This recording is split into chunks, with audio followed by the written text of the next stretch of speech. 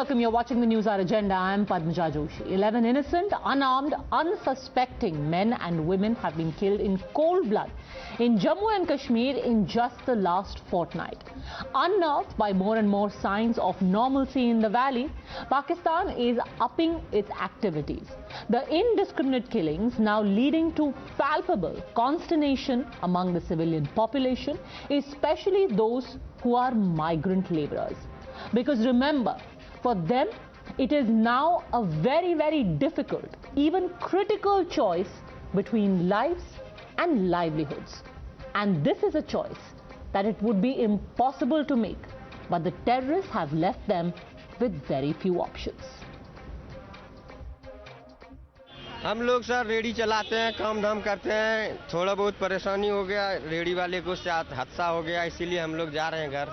जब हालात ठीक हो जाएंगे फिर आएंगे।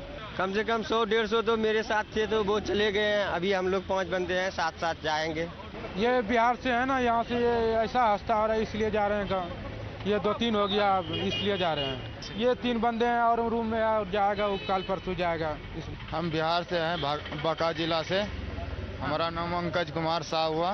थोड़ा डर हो रहा है मन में, घर वाला परेशान हो रहा है, इसीलिए थोड़ा जा रहे हैं। थोड़ा डर हो गया। हाँ, अगर सलामत रहेंगे जरूर आएंगे। घर जा रहे हैं राजस्थान। बिहारी लोग हैं जो उनको मार रहे हैं, जो इसलिए बस डर लगता है। घर जा रहे हैं। हम राजस्थान के, राजस्थान वापस जा रहे हैं। यहाँ हालात खराब हो रही है, ऐसे जा रहे हैं। However, India is going all out to fight fear with fire. The centre has assured that every single drop of blood will be avenged, and in a jaw for tooth response, 13 terrorists so far have been eliminated. But the question now also that not just the government but also the people, the populace is left facing is what is the long-term strategy to deal with this situation. While counter-terror operations are continuing, how should one assure the civilian population that they are safe on their land? You're watching the News Hour at 10, debate number 1 on Times Now, Super Prime Time. It often turns to be extremely acrimonious and doesn't really lead to any solution. So today we decided to stay away from that and talk only about what is really happening on the ground.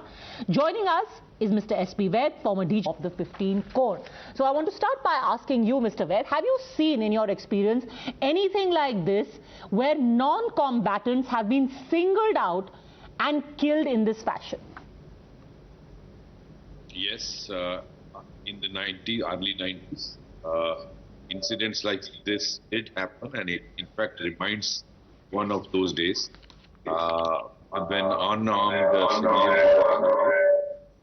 Kashmiri Pandit leadership was targeted. Many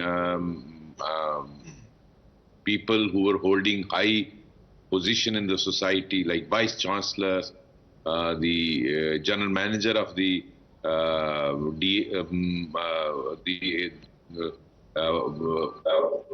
HMT, if I recall properly, the All India Radio head was targeted. So many of them, to name, it will be. So do you think, sir, that there is an effort to try and create a situation like in the 90s to try and precipitate an exodus? Absolutely. There's no doubt. In fact, it has clear strategy. Targeting neighbors to directly challenge Mr. Modi's agenda and transforming. Targeting minorities is clear challenge. The efforts to bring back Pandits back to the valley. Okay. See, targeting teachers, targeting rediwalas, outside laborers. If you recall, when the 35A and 370 was abrogated, a narrative was floated that the demography of Kashmir would be changed, the majority character would be changed. Now, this change in strategy of the ISI is also to reinforce that and to threaten people who are outsiders if you dare not come to Kashmir Valley. If you recall, when Government of India announced a very good industrial policy, I think one of the best, and there was so much keen interest shown by so many industrialists across the country to come to Kashmir, invest and transform the Kashmir Valley. It is a challenge to them as well. Okay, so it's a challenge to the state, and it's basically trying to instill fear on anyone who might want to come and visit or settle in Kashmir. But my question to you, General Hasnain, is what should one do? You've got counter-terror operations, that's on the one side. But how do you inspire confidence in the population?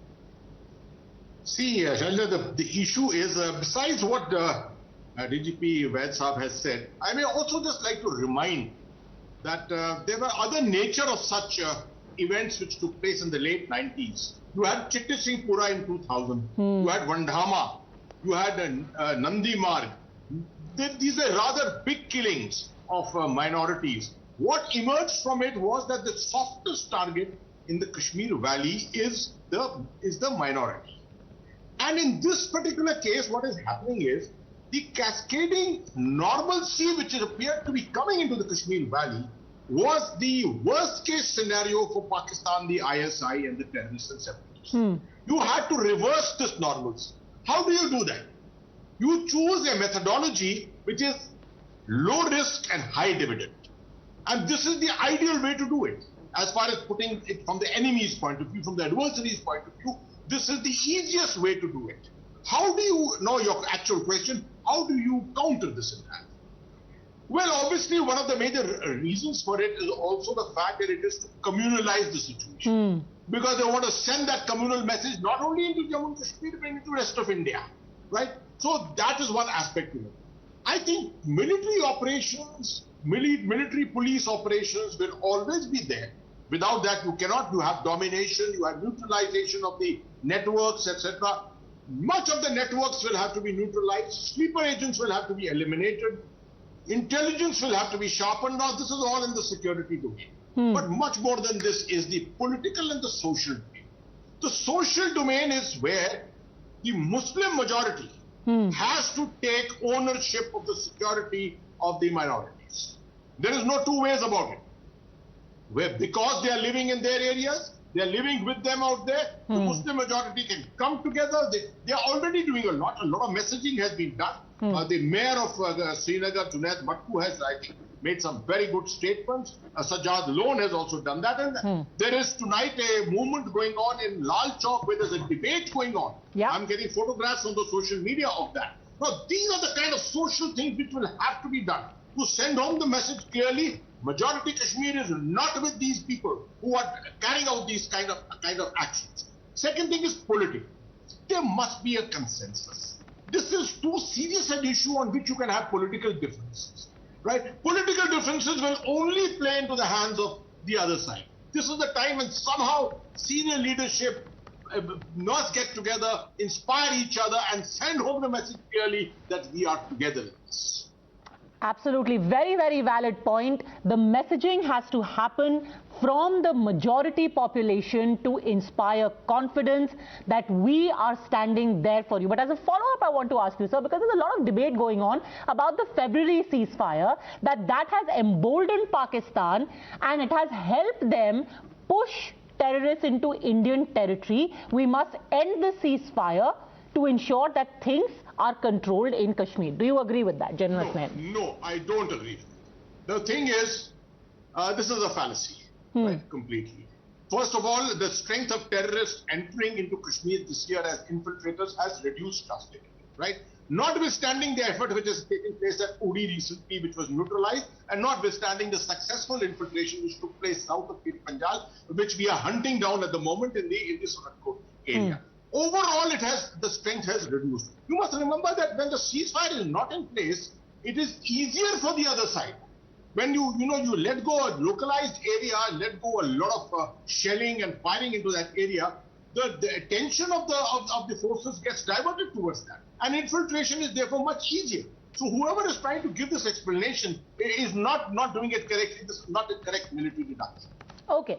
Mr. Vaid, do you also think that there is a communal angle to this? The fact that among the people killed, a majority are Hindus and Sikhs? No, if you see overall killings, I think more Muslims have died in Kashmir. But yes, recent killings, I take your point. It is an attempt to communalize the situation. And as General Saab said, I completely agree with him. There is a clear attempt to communalize not only in Kashmir Valley, it has its repercussions all over the country. And Pakistan has been using, you see the attack on Akshardham, attack on Ayodhya, attack on Raghunath Mandir in Jammu. These were definitely engineered only to create communal situation in the country. Even the major massacres like Bandahama, like Chatti Singhpura, they were with the intention to create communal situation between the different communities in India, because Pakistan ISI understands that is India's weaker point. And they want to exploit that. The other point I want to mention here, if exodus of laborers is happening in Kashmir, the biggest sufferer would be people of Kashmir. Yes. And in this 3 decades of cross-border terrorism unleashed by ISI and Pakistan Army, the biggest sufferer are common man of Kashmir. I think we need to take majority community into confidence, build bridges. The J&K police need to play, and the J&K administration needs to play a pivotal role in this and seek their, after all, even these sleeper cells and OGW network, the information will come from the society to the police. If you see most of the operations, 90-95% operations are based on the information of J&K police, which comes from common man. Yes. And that is what is required. I think we need to shore up our intelligence and work on this. Another point which I want to add here is there is need to look into the aspect of, you see, so many madrasas are run in Kashmir. I think hundreds of them, JI runs madrasas, and thousands of them across the country. We need to look into, after all, who is doing funding for them? What is being taught? Is it a pure religious Islamic education, or are we producing radical, young, radicalized boys out of these schools? This aspect, and in addition, what President of France, Mr. Macron, he put in place an action plan in his country to check radical Islamist agenda attacking his country. I think something like that we need to think But of. what is your feeling, sir, about the sudden uptick in civilian casualties? What do you have to say about the parallels being drawn between what is happening in Kashmir and the February ceasefire?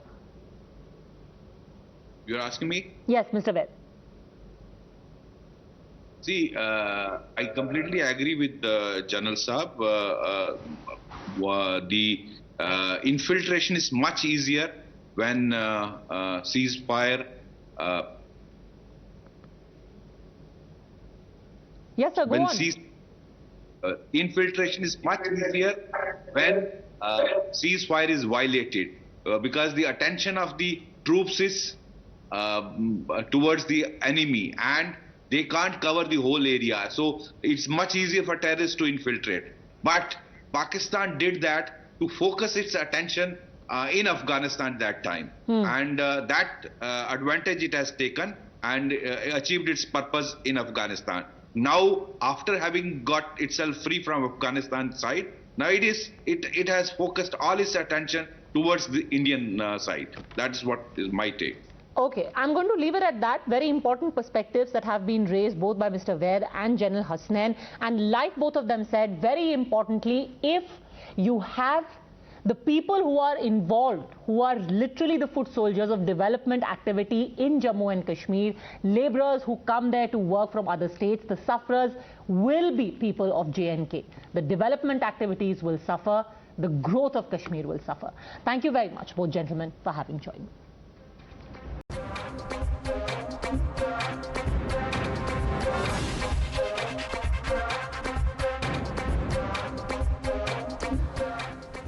In fact, the other big story today, the related story, the parallel being drawn now is the violence against Hindu minorities in J&K and in neighbouring Bangladesh. Congress MP Manish Tiwari, in fact, even called it symptomatic of the pan-Islamist agenda sweeping across Southeast Asia, especially after the ascendance of the Taliban in Afghanistan. Over the last 5 days, disturbing reports have emerged from across Bangladesh of attacks on the Hindu minority there. From the loot and arson and murder at ISKCON temple in Noakhali that started on the 13th of October to the burning of villages in Rangpur yesterday. It's a story of a well-planned attack to terrorize and to silence. Hindus came out on the streets across the subcontinent, from Bangladesh to Kolkata and Guwahati to Delhi, seeking security and demanding that these targeted attacks by Islamic radicals running amok be reined in. However, shockingly, some in India are justifying the violence. Friday को 2 से 5 बजे के बीच में मृत्यु का तांडव हुआ ISKCON मंदिर के अंदर भी। उस दिन 500 से भी अधिक लोग हमारे इस्कॉन नौखाली मंदिर के बाहर आए। पहले दुर्गा पूजा जो मंडप था उसको तोड़ा, दुर्गा देवी के विग्रहों को नष्ट कर दिया। फिर उसमें से 200 जन हमारे मंदिर के अंदर घुस आए और उन्मादी भीड़ ने जिसको भी पाया उसको मारा। एक भक्त का उन्होंने अपहरण भी कर लिया। नेक्स्ट दिन उसकी बॉडी हमको तालाब में तैरती हुई मिली। जो किसी दूसरे धर्म के प्रतिष्ठान में का अगर एक कांच का टुकड़ा भी अगर टूट जाता है तो अमेरिका का प्रेसिडेंट आके बोलता है कि ये कैसे हुआ। लेकिन यहाँ पर 9 दिन से जो मृत्यु का तांडव चल रहा है बांग्लादेश में, उसके लिए ह्यूमन राइट्स कमीशन के मुंह में भी ताला लगा हुआ है। यूनाइटेड नेशन ने भी अभी तक इसकी भर्त्सना नहीं की। What happening in Bangladesh is very pathetic and it seems to be very unfortunate. ये जो हो रहा है ये हिंदू के लिए सही नहीं है। Bangladeshis in Hindus in Bangladesh are not safe. They are not secure. They are not having the citizenship right. They are the son of soil. They are not के घुसपैठ है। इंडिया में अभी देखो बांग्लादेश का कितना घुसपैठ हो रहा है। कुटुंब सुरक्षा मिशन से हमने ये हम मेमोरेंडम हम देंगे। तो यहाँ पे 7 पॉइंट्स हमने लिखा हुआ है कि ये हम और to the we have written this to the honourable prime minister of this Bangladesh. तो देखते हैं क्या होता है आगे। जो करेगा नहीं, अगर नहीं करेगा तो हम लोग तो है ही। जो भी हो रहा है ये बहुत गलत हो रहा है। एक चीज मैं क्लियर कर देना चाहता हूँ, उन आतंकवादी थे, उन गुंडे थे, ये वहाँ के बहुसंख्यक समुदाय के ही लोग थे। और हमारे भक्त चीखते रहे, चिल्लाते रहे, पुलिस को फोन करते रहे, लेकिन पुलिस नहीं आई। अब पुलिस तब आती है जब पूरा तहस नहस कर तोड़ फोड़ करके तांडव करके चले जाते हैं। ये बहुत गलत है। हमारे 2 भक्तों को तो ही मार दिया था। उसके बाद एक भक्त मिश था, फिर उसकी बॉडी मिली जिसको आप कहें तालाब में। और इतना अच्छा भक्त, उसकी फोटो पहले की देखिए, इतना हंसता मुस्कुराता हुआ भक्त, और उसको जो है ले गए और पूरी तरह से क्रूरता के साथ उसको मारकर और उसकी बॉडी तालाब में मिली। बहुत दुखद। पहली बार ऐसी घटना नहीं, बांग्लादेश में ऐसे कई बार ऐसे होता चला रहा है नहीं। और वहाँ के जो बहु समुदाय के लोग इस तरह से, जब भी हमारे हिंदू भाई को कोई त्योहार आता है तो इस तरह से उपद्रव होता है। अब्बास सिद्दीकी ने जिस ढंग से हिंदू समाज का खिलाफ मुसलमान को प्ररोचित करने का काम किया, उनका बयानबाजी से जिस ढंग से आग फैलाने का प्रयास कर रहा है, सांप्रदायिकता का फैलाने का प्रयास कर रहा है, अभी उनका खिलाफ कार्रवाई होना चाहिए। बांग्लादेश में कुरान का अपमानना हुआ, ऐसा झूठा बात को फैला के मुसलमान समाज को उन्होंने हिंदू के ऊपर भड़काने का प्रयास कर रहा है। इसीलिए मैं राज्य का मुख्यमंत्री ममता बनर्जी से दरखास्त करना चाहता हूं, अभी अब्बास सिद्दीकी को हिरासत में लेना चाहिए। In fact, what Rahul Sinha was talking about is the kind of justification that is being done of this violence in Bangladesh by some in India. And it's not just anyone, it is someone who has been mainstreamed by parties like the Congress and the left. Abbas Siddiqui, head of the ISF, which was an alliance partner of both these parties for the West Bengal Assembly elections. He has said in a public address that far from condemning what happened in Bangladesh, his address almost seems to suggest that worse could be round the corner. মেনে নেব, পেটে লাথি মারছো মেনে নিচ্ছি, মিথ্যা case দিচ্ছ মেনে নিচ্ছি, ঘর ভাঙছো মেনে নিচ্ছি, যা খুশি তাই করছো মেনে নিচ্ছি, কিন্তু আমার কোরআনকে, আমার রাসূলকে, আমার ইসলামকে, আমার আল্লাহর সামনে যদি গুস্তাখি করো আমরা মেনে নিতে পারবো না। প্রয়োজন হয় জানও দেবো, নচেৎ জানও নিয়ে নেবো। ঠিক না? বাবা থেকে আঘাত দিয়ে নয়, ঠিক না বেটি? তুমি যদি মনে করো তোমার স্বাধীনতা আছে কোরআনকে অপমান করা, তোমার স্বাধীনতা আছে ইসলামের বিরুদ্ধে বলা, তোমার স্বাধীনতা আছে রাসূলের গুস্তাখি করা, তুমি যদি মনে করো এই স্বাধীনতা তোমার আছে, তাহলে আমি আব্বাস সিদ্দিকী আজকে বলে যাচ্ছি আমারও স্বাধীনতা তোমার ঘর থেকে কল্লাকে আলাদা করে দেওয়ার সময় এসে গেছে। So does Abbas Siddiqui's bigoted rant and the silence around it show an acceptance of his views among his allies? What explains the silence around the systematic persecution of the Hindu minority in Bangladesh? Why doesn't this attract the attention of human rights activists, the UN, peaceniks, even our mainstream parties in India? And can the kind of hate that Abbas Siddiqui embodies be mainstreamed by political parties here? You're watching the News Hour at 10, debate number 2 on Times Now, Super Prime Time. Joining us now on the debate, Sanju Verma, national spokesperson of the BJP, Qamar Zaman Chaudhary, leader of the Congress, Vivek Srivastava, political analyst, Abdul Razak Khan, political analyst. But I first want to hear from Mr. Radha Ram Das, who's the vice president and spokesperson for ISKCON in Kolkata. First of all, our thoughts are with you and your community, Mr. Das, because of what has been suffered by them in Bangladesh. But does the lack of a reaction here in India surprise you? Of course. And there are many, actually today morning I got a call from a devotee from ISKCON Mayapur, and she was crying. Actually her relatives lives in Bangladesh, in Kamila, and she called yesterday evening to know about their well-being, and what she heard is beyond description. The whole family of that our ISKCON devotee in Bangladesh, every female member in that family was raped, including a 10-year-old girl child. That girl child died yesterday. It was broadcasted by, this news was carried by a Bangladeshi TV channels. But how many people are protesting about it? We wrote to United Nations on Saturday. Today is Monday. Saturday, Sunday, Human Rights Commission is closed. So actually we are very shocked that by the lack of reaction from worldwide community. Right now our devotees in New York, they have started protest, and we will continue this protest all over the world until the world leaders take notice of it and take necessary steps to criticize this violence against minorities in Bangladesh. Mr. Qamar Zaman Chaudhary, leave alone worldwide community. Right here in India, why is there no reaction to what is happening? Far from that, someone you allied with in the West Bengal elections is saying, what else do you expect people to do? This will happen, and it should happen. Okay, Padmaja, a half truth is a lie also. Let me remind you that we had allied with the left parties. Even during the elections also, ISF pitted candidates against the Congress in Bengal. You have got archives of our PCC President Adil Ranjan Chaudhary's comments on this regarding. Having said that, let me just say, there are no words to condone the violence on minorities or the oppressed anywhere in the world. Be it in Bangladesh, be it in Kashmir, be it in Delhi, be it in Palestine or anywhere in this world. Sir, why do you have to keep drawing this false equivalence? You cannot unequivocally just say what is happening in Bangladesh is wrong. Everything has to be it here, be it there, be it there. You allied with this man. What equivalence? You allied with this man. There is no secret about it.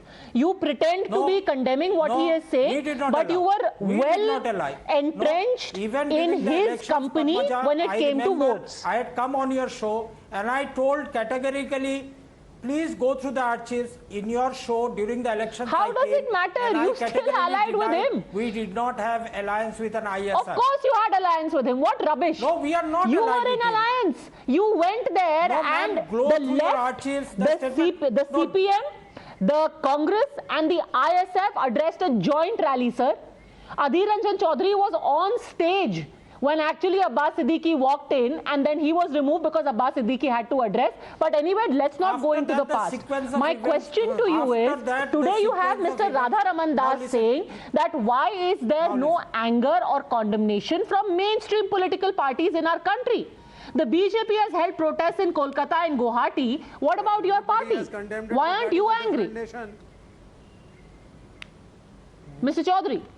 We have already given open confrontation. If you do not go through or follow our leader's statement that is there is already a video statement of Adhir Ranjan Chaudhary against the Bangladesh violence. You can please go through that. Second point out here, that the Congress party, whatever be the disputes with the Bharatiya Janata Party in India, will never try to interfere in a foreign country's affairs. That is the stated position of our party. And I am here not just to debate on what's happening in Bangladesh or whether Congress party has issued a statement or not. The fact of the matter remains that there are minorities being persecuted everywhere. Wherever there is, there is a religious just a second. No. Again, don't draw this false equivalence. What do you mean minorities being persecuted everywhere? What are you comparing Bangladesh to? Where are minorities being persecuted? I want to come in, please. Bangladesh with India. No. Padmaja, you talk about Bangladesh minorities. Okay. I sympathize with them. Okay, Sanju Verma wants to respond to that. And the rally I was talking about, there he is, Adhir Ranjan Chaudhary, in his yellow jacket. That is the Kolkata rally I was talking about, sir. So please, Qamar Zaman Chaudhary, this is a very, very lame excuse that you have gone through. Right up till the 2nd of May, doesn't wash with anyone. Sanju Verma. List, you'll find it. Please. There are 10 Abbas Siddiqui, CPI, CPM and the Congress shared a stage throughout. You fought the election together. Now you cannot disown him just because you lost and you got 0 seats. Anyway, go on. Sanju Verma, respond. No. This is not about 0 seats or 1 seat. You allied with the left parties. Left parties is... Okay. Nobody is fooled, sir. Nobody is fooled. Everyone knows who was allying with who and what was the intention. Today, this man is going out and condoning violence and you cannot wash your hands off it. But the Congress is condemning what has happened in Bangladesh. Sanju Verma. Padmaja, first and foremost, I think you have completely nailed it. The Congress, the Indian Secular Front. I'm surprised that, Abbas Siddiqui called his party Indian Secular Front. It is anything but secular. And the left party, they fought together in Bengal. The fact that you still managed to get only a measly 4% vote share is a different matter altogether. That is not the topic of discussion. I am not surprised by the Congress panelists' efforts to try and draw false equivalence. You should be unconditionally condemned the orchestrated and organized attacks on the Hindu community, the manner in which 200 what is Modi ji doing? 200 bloodthirsty Madam, what is Modi ji doing? Sanju, can you please keep quiet? Let me finish. 200 bloodthirsty Muslims targeted a young ISKCON devotee called Partha Das. His body was found lying in a pond next to the ISKCON temple in Noakhali. And if that does not anger you, that does not upset you, irrespective of which party you belong to, there is something seriously wrong with you. You are the same party which actually has no remorse about the Bamiyan Buddhas being destroyed by the Talibanis. You are the same party which had nothing to say about the Maldarites. You are the same party, the Congress party, which had nothing to say about the Bhaduria riots. You are the same party which had nothing to say about the Asansol riots only because Hindus wanted to celebrate Ram Navami. Asansol riots where there was a ethnic cleansing of Qamar Zaman Chaudhary will respond. Have you forgot the other killings that you have done? You should be ashamed trying to draw a false equivalence. Qamar Zaman Chaudhary respond. Always thrives on communal hatred. And in fact, before you respond, let me ask Mr. Radharaman Das. Mr. Radharaman Das, do you think this is a fair comparison when you have leader of the Congress saying, oh, minorities are persecuted everywhere. It's happening in Bangladesh. It's happening in India also. Mr. Das. Actually, it's very unfortunate. Actually, this is the time when the whole world should stand with the victims in Bangladesh. We should not be fighting. A 10-year-old girl child, his whole family has been raped. Not by one, by the whole mob. And she left her body. Like that, we are hearing terrible, terrible news is coming. Devotees are calling us and they are crying. There are villages which are being burned. And we know that if in other religious organization, if their window pane is broken, then American president comes and he is concerned about that. Here in Bangladesh, for 9 days, the cycle of violence is going on. And yet you're making these comparisons. How many world leaders has spoken? These false equivalences, Mr. Chaudhary. What do you have to say about that? Yeah. I mean, look at the level of violence, and you would still decide to engage in this self-flagellation and say, oh, India is just as bad.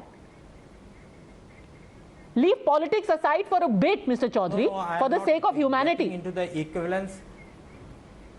I am not leaving the politics aside. I don't want to get into a false equivalence of anything. When I say there are incidents of violence and no instead of saying what is happening in Bangladesh is bad, it's a targeted, you know, a persecution of minorities, you would say, oh, India mein bhi yahi ho raha. Exactly this is happening in India.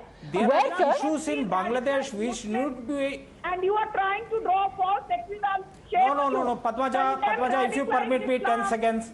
There are issues in Bangladesh which need to be brought out to the forum of discussion. We all need to condemn those violence that are going out there. There is no doubt about it. No, not just condemn, but also recognize why it is happening. Also recognize why it is happening, Vivek Srivastava. The fact that these are radicals who are being given a free run. Recognize that this is a targeting of minorities.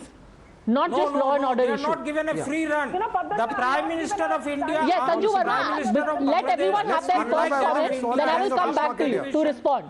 Vivek Srivastava. Let everyone speak. Yeah. See, what I'm trying to tell you is that yes, it is bad whatever happened. This violence is not done. It should be condemned and everybody is condemning it. But it is not a part of, Bangladesh is not a part of India. It is another nation. We can condemn it. But you cannot just take your army and bulldoze. And why is the BJP Pravakta jumping so much? It is not your nation. 1992, when you broke the Babri Masjid, did you expect and are you in favor of people from other countries coming over here into India and interfering in your internal matters? जब आपने बाबरी मस्जिद को तोड़ा था तो आप चाहते थे कि इस देश के मुसलमानों ने कहा Please let us not go off into unrelated communal tangents. Can you please stick to the point? What is the random point that you are trying to make, sir? Please stick to the issue. This is not here for some communal rant that we are going to go on, Mr. Srivastava. Come to the point of why is it that we have people within our country trying to whitewash and saying, oh, you know, because this whole action-reaction theory that is brought up again and again, essentially, let me tell for the benefit of our non-Bengali speaking viewers that what we had Abbas Siddiqui say is that, oh, they committed sacrilege, they put a Quran inside a Durga Puja pandal, so this had to happen. Mr. Srivastava. No, see, it is not the question of Durga Puja pandal. The point is, why is the BJP trying to raise this issue in such a hyperactive way? Why they should? You're raising it into such a hyperactive way because you want to show the Muslims residing in India as culprits, unpatriotic, anti-national, anti-Hindu, and you want to target them. Okay, first of all, that is ridiculous, sir. Please do not bandy about such words on my show. Nobody would say that about Indian Muslims or Hindus or any other community. That's ridiculous. But Sanju Verma, are you trying to politicize it in order to go after Indian Muslims, Sanju Verma?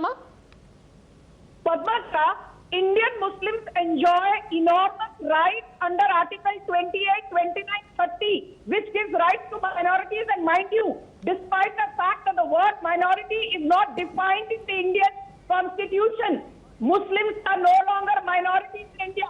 It is a population of almost 20 to 22 crore people, and yet you get so many rights. So I think any effort to, try and draw false equivalence between what happened in Bangladesh and in India is absolute rubbish. I want to ask Vivek Srivastava, will he condemn the Shaheen Bagh riots? Will he condemn the Bengaluru riots of August 2020? Will he condemn the riots in Asansol only because Hindus wanted to celebrate Ramakrishna? Will he condemn the Malda riots? Will he condemn the Bhaduria riots? Will he condemn the Razak riots? No, he will not condemn riots where Hindus are victims, but he will come and give a bhashan on secularism. Abdul Razak. Will you condemn Maharaja Sanju ji, 1 minute. vandalizing Sanju Verma, you had your say. Please allow me to speak. No. Sanju Verma ji, please stop your monologue. Padmaja, a Muslim can never tolerate insult of a holy Quran, insult of the prophets. Islam, which is at the root cause of what is happening in Bangladesh and in many parts Madam, of the globe. you condemn 2002, you condemn 1992. Have you not killed Muslims in the name of eating cow? Have you not killed Muslims for marrying a Hindu woman? Have you not killed Muslims for wearing a skull cap? Okay. Again, like I said, please do not make this into your communal rant. Stick to the topic. Abdul Razak Khan. Have you ever condemned all these things? It doesn't have to stop at condemnation. There are legal proceedings that have happened in all of those. So please come to the topic of what's happening in Bangladesh. Abdul Razak Khan.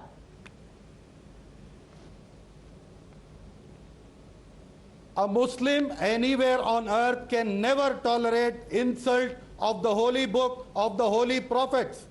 Similarly, like how Hindus cannot tolerate Muslims eating beef, and how 125 Muslims have been killed in India in broad daylight.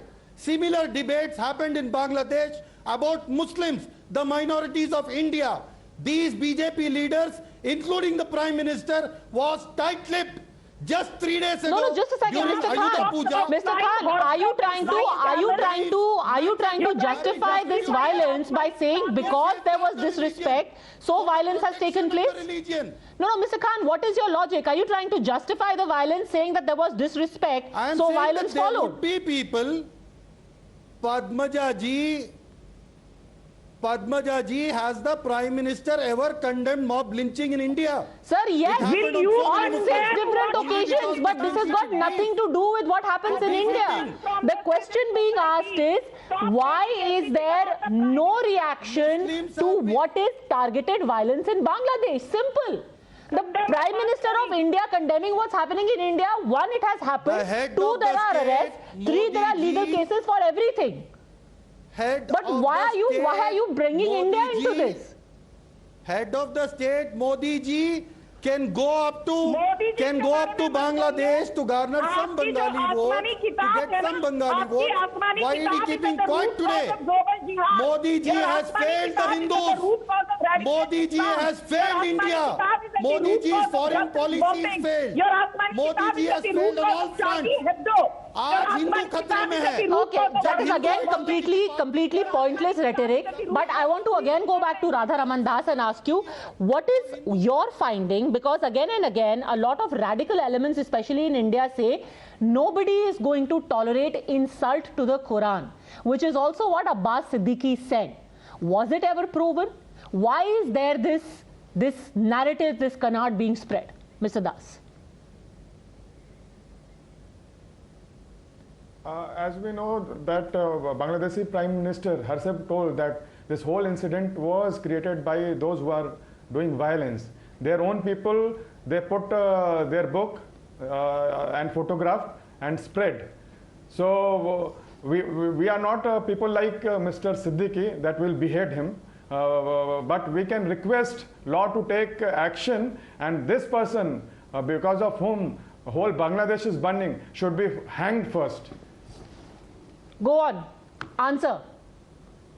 Mr. Abdul Razak Khan. No, what is your opinion about the 1992? Padmaja, let me tell you, during the first wave of COVID, Muslim clerics were pulled out of the mosque only on a fake rumor that COVID was spreading from the markaz. Tabligis were spreading it. Muslim clerics were pulled out of the mosque. They were beaten up in broad daylight. Did the Prime Minister speak up? Did Sanju Verma speak up? Did any BJP leader speak up? They were still igniting the fire, saying that these people had foreign investment, had money coming in from foreign source. Did they speak up? You kept silent, madam. Why? So this silence, Sanju Verma, silence about what happened in India has now led to what is happening in Bangladesh. That seems to be the logic. You know, Padmaja, beyond the rhetoric, I just want to say that, there is now news coming in. I don't know how far it is true. I can't authenticate it. But apparently Sheikh Hasina and her team there are, news clippings saying that they are toying with the idea of going back to being a secular state, which is what Sheikh Hasina's father, long back had envisioned for Bangladesh in 1972. It is only 1980 under General S.M. Ershad that Bangladesh became an Islamic state. So the fact is, countries like Bangladesh take inspiration from India, and people like Abdul Razak Khan take inspiration from their Afghani kitab. Okay. Your point is why should people in India get agitated about Bangladesh? Mr. Radharaman Das, what do you have to say to that? That each country should handle their own issues. In India, nobody should talk about what's happening in Bangladesh. Mr. Das. Actually, this is very unfortunate. Here, innocent people are getting killed. Children are getting raped. And we are talking all this nonsense. The question, the world should think about stopping this violence. Right now also, we are getting news that violence is continuing. And innocent people are getting killed. So world should focus on that issue. We should not talk about what happened. We should focus and try to, first all world leaders should start condemning it. United Nations should step. We know United Nations has peacekeeping forces. Yes. If Bangladesh is not able to contain this violence, then when this peacekeeping forces will be of use? And for everyone who tries to advance the action-reaction theory and draws a false equivalence between what's happening in Bangladesh and India, the only kind of response that we have seen to the violence against minorities in Bangladesh has been peaceful protests, not just in India, but also now in New York, where people are peacefully saying, don't we have a right to live because we are practicing our religion? Let's not forget these minorities and what they are being made to go through. Thank you very much, all gentlemen and Sanju Verma, for joining. Thanks for watching.